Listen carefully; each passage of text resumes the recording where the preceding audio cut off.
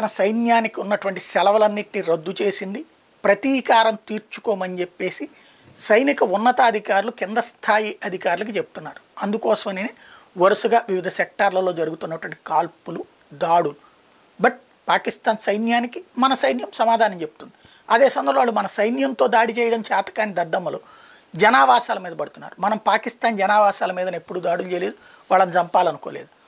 అదే సందర్భంలో పాకిస్తాన్ ఇప్పుడు తన దేశంలో ఉన్నటువంటి సైనిక విభాగాలు త్రివిధ దళాలని అలర్ట్ చేసుకొచ్చింది.